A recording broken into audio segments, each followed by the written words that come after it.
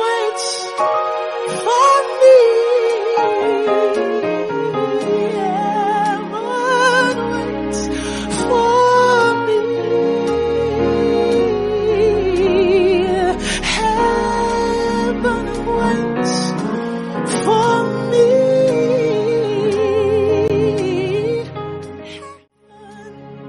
Waits for me. Hello to all my beautiful neighbors.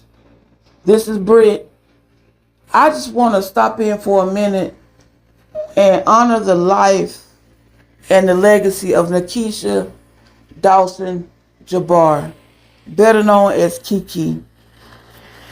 This morning, July the 2nd, 2024, God called her home.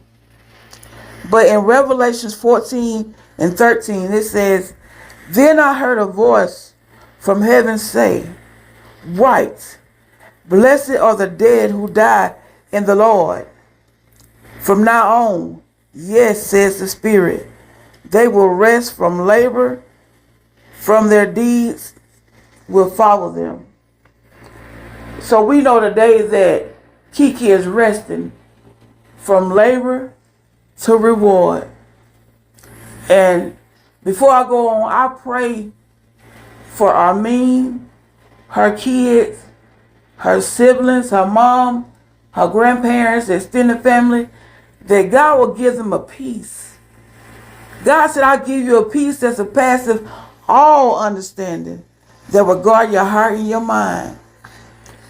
And that during this time, God will be that comfort to them that they need. You know, the Bible also says it's appointed to every man that we must die. But a lot of times we don't understand death, and it's hard.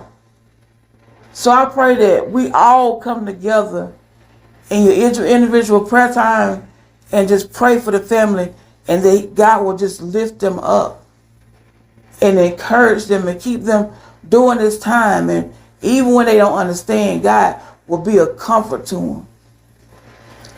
But as I sit back and I think about Kiki today, as I heard the word earlier, and I begin to think throughout the day, I love Kiki on this show. I don't know her personally, but I love the light that she shines to others, to everyone. The Bible said, "Let your light so shine for men that they may see his works and glorify the Father." And that's what Kiki to me on Love and Marriage was. She was a light. And the reason why she was that light was because she was transparent. You can see her life. She showed us who Kiki was in her struggle with prescription drugs. She showed us her light.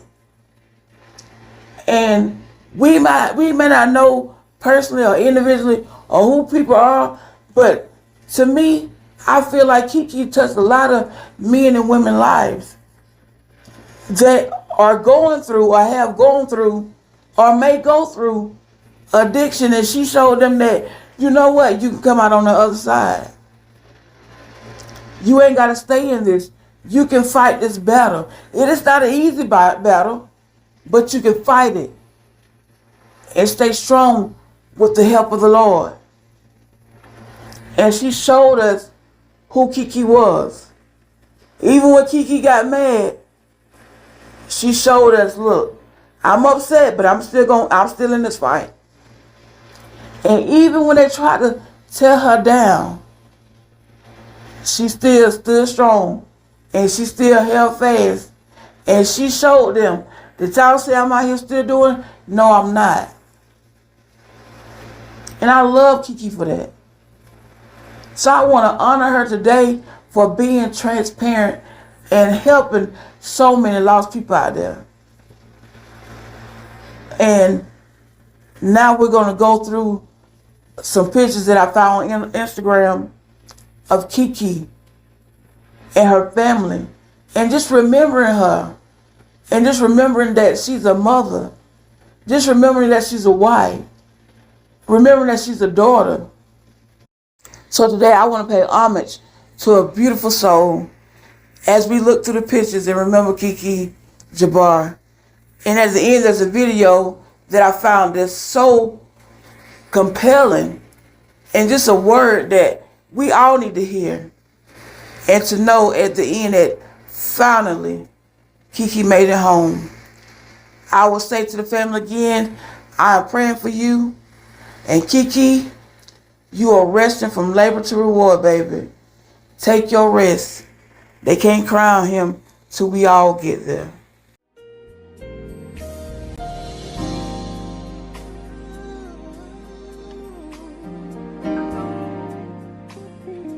I shall wear a crown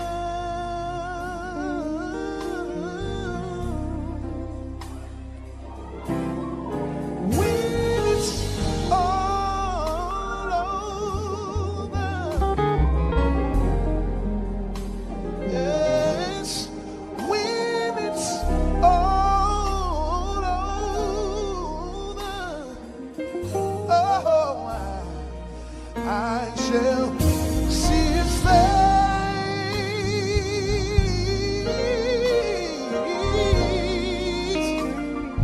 I shall see his face. One day I will.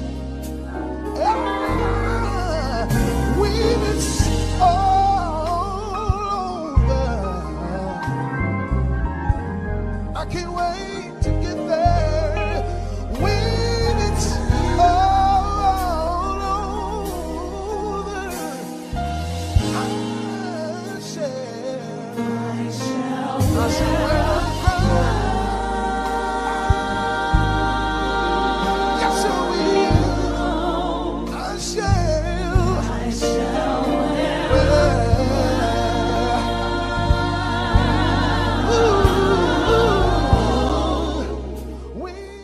I am coming to you after a long day, sitting in my car, just chilling, trying to debrief. I oftentimes get home and I just sit in my car, sometimes for hours. My husband thinks it's absolutely crazy, but I think that is very relaxing and exhilarating. It is relaxing and exhilarating, and it's peaceful.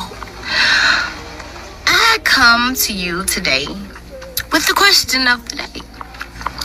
Why do sometimes, when we know that God has put a gift on the inside of us, why do we hide it?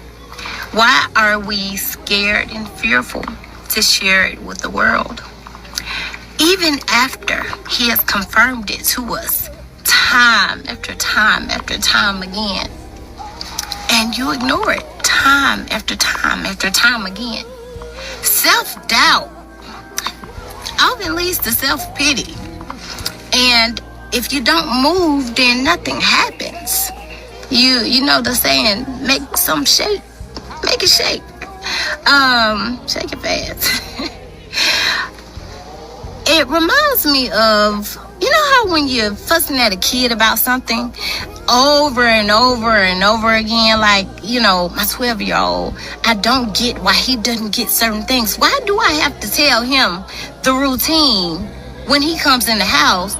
Don't pull your shoes off and put them on the floor over and over and over again. It is so frustrating. It's like, why don't you get it? And it makes you just kind of, you know, sometimes want to go upside the head. Sometimes I think that's how God feels with us. It's like, why don't you get it? I put this on the inside of you. I've told you what you were supposed to do. I've confirmed it through several sources, several times, and you still won't move. Why are you scared? What are you fearing? Why are we so scared to put ourselves out there and dare to be different? Dare to try to be who we were meant to be? Why? Sometimes I think that God says to us, if you don't move, then I won't push you to move. But if you do, just take a step, I'll push you in the right direction. And before you know it, you'll be running. And a lot of times we know that and we still are too fearful to do it. Why? Why is that? Why is that? Have faith. He is the know-all of know-all, right? So if he put something on the inside of you, then that means that he gave you the tools that it takes to bring it into manifestation. He gave you what it takes. You already have it. You possess it on the inside. You just have to use it. Bring it up, stir up the gift, and use it so that he can bless it. But he can't bless what's not moving. Take a step forward. Have faith. Kiki, note to self. You want to say, finally I made it, say it.